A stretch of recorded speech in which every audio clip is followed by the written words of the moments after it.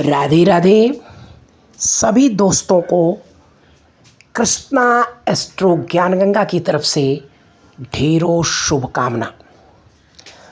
आप लोग अपने परिवार के साथ मौज मस्ती भरा जीवन व्यतीत कर रहे होंगे।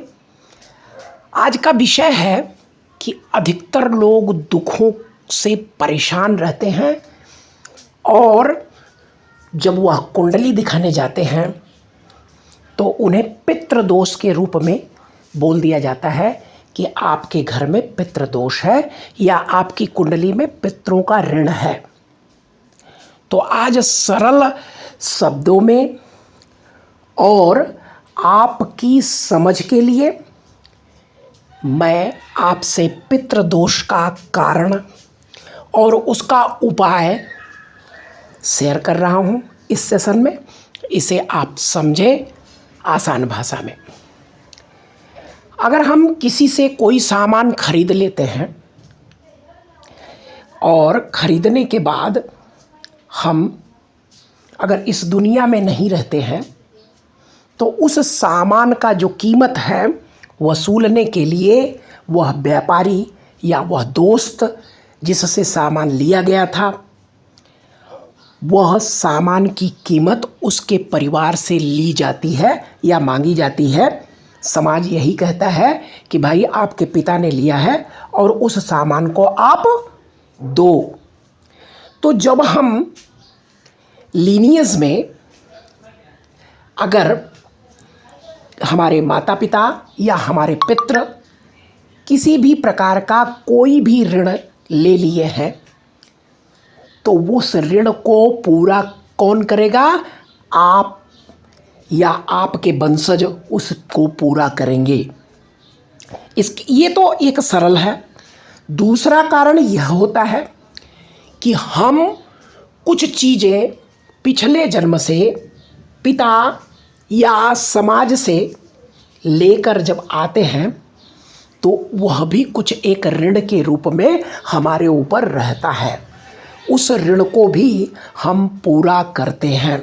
इसके अलावा केवल यह धन संबंधी मामला नहीं है, अन्य अनेकों प्रकार के मामले हैं। जैसे मान लीजिए हम किसी धर्म को पालन कर रहे हैं और धर्म पालन करते समय हमारे बच्चे जाने के बाद उस धर्म का पालन नहीं करते, यानी अपने डीएनए की जो लौकिक रीतियां हैं उसका पालन नहीं करते या किसी कारणवश छूट गया है तो वह भी एक पितृ दोष के रूप में हमारे ऊपर आता है। अब उस पितृ दोष को दूर करने के लिए लोग अलग अलग प्रकार की पूजा, अलग अलग प्रकार का विधान शास्त्रों में दिया गया है। वह गलत नहीं है, एक्यूरेट है। लेकिन एक चीज़ बताओ, हमारे दोष की इंटेंसिटी कौन बताएगा कि कितना दोष था? एक बार आपने उस ऋण को पूरा करने के लिए एक बड़ी पूजा अपने घर में रखी और उस पूजा करने के बाद फिर अपने कर्म में हम लग गए। अब फिर हमें प्रॉब्लम आने लगी तो उस दोष की इंटेंसिटी कितनी है इसका कोई पता तो है नहीं। तो होता क्या है कि पूजा करवाने के बाद भी लोग पितृदोष के कारण परेशान रहते हैं और बार बार यह घटना होती है। तो सबसे पहले हम जान लें कुंडली के माध्यम से कि कुंडली में कहाँ हम देखें कि हमें पता चले कि हमारे ऊपर पितृदोष है। तो इसके लिए कुंडली के कुछ भाव निर्धारित हैं और भाव कौन सा है? बृहस्पति का ही भाव है, यानी उस भाव का कारक बृहस्पति है।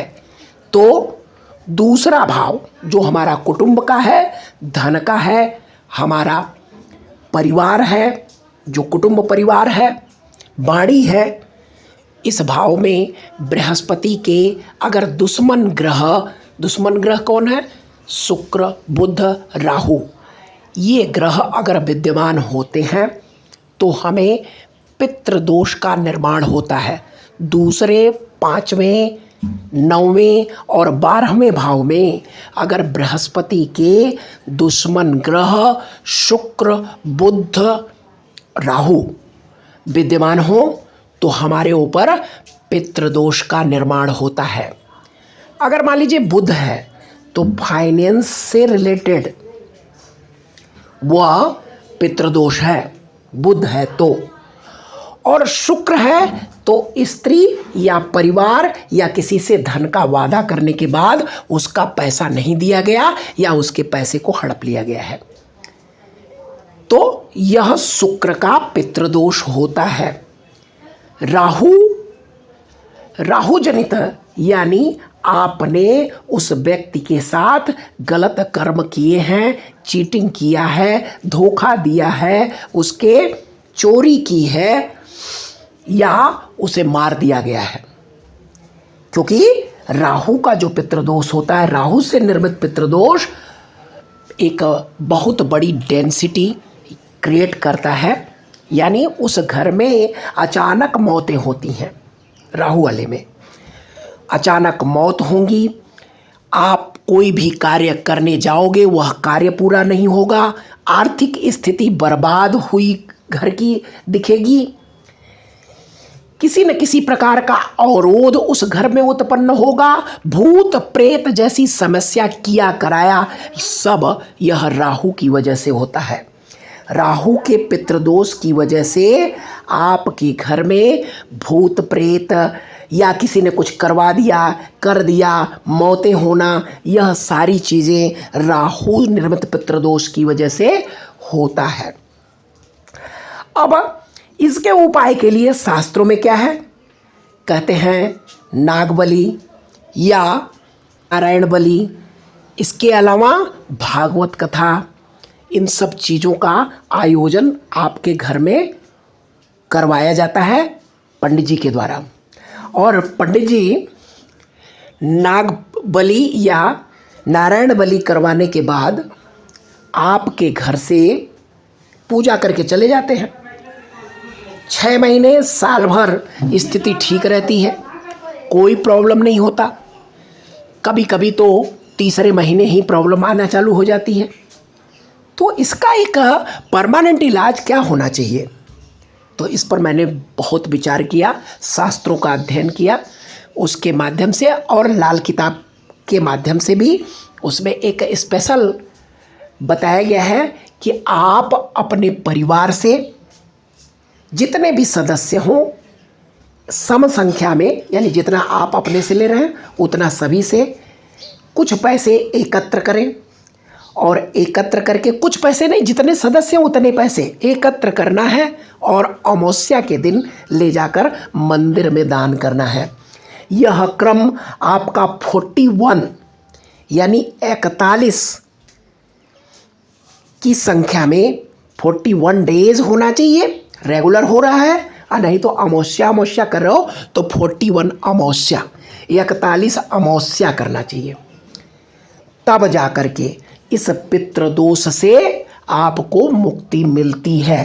करना ज़्यादा कुछ नहीं है, 1-1 रुपये सभी सदस्य इकट्ठा करें, अपने मंदिर में एक कटोरा सा रख लें और उसमें 1-1 रुपये पर डे के हिसाब से डाल दें और अमावस्या के दिन ले जाकर उसे किसी मंदिर में दान कर दें। एक तो यह है, और दूसरा हर अमावस्या को यानी 41 अमावस्या आप अपने पूरे घर के सदस्यों से 1-1 रुपया इकट्ठा करके ले जाकर किसी नदी के किनारे वहाँ पर आप अपने पितृदोष को मुक्ति प्राप्त करने के लिए वहाँ पर कोई पंडित जी हो या कोई भी हो उन्हें दान, कोई भी नहीं पंडित जी को दान कर दें, सबसे बेस्ट है यह रेमेडी। देखिए होता क्या है कि आजकल भीड़ भरी इस समाज में हमारे घर में उतना पूजा पाठ हो नहीं पाती, तो हमें नवग्रह हवन तो अवश्य करवा लेना चाहिए, कम से कम 6 महीने में एक बार तो करवा लेना चाहिए, या खुद कर लें। तो खुद करने के लिए आपको मैं सजेस्ट करूँगा कि इस हवन सामग्री से जो गूगल, कपूर, धूप, और गाय के उपले से निर्मित है। इसका आप अपने घर में हवन करें तो आपके लिए बेहतर परिणाम देगा। और कोशिश करें कि अपने बृहस्पति की ऊर्जा को बढ़ाएं। और बृहस्पति की ऊर्जा को बढ़ाने के लिए अपने तर्जनी अंगुली में सोने का एक छल्ला धारण करें, जिससे कि आपका बृहस्पति उच्च का परिणाम दे। और अपने माथे पर जो ललाट पर केसर का तिलक लगाएं, जिससे कि बृहस्पति की ऊर्जा एफ्लिपमेंट हो, बढ़े और आपके जीवन में आनंद आए, मौज आए। तो दोस्तों, आज हम एक घोषणा करते हैं कि आप लोग अगर अपनी कुंडली दिखाना चाहते हैं तो कृपया इस नंबर पर व्हाट्सएप करें।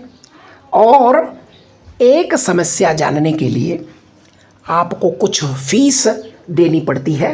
उस फीस को आप देकर अपनी समस्या को जान सकते हैं। राधे राधे।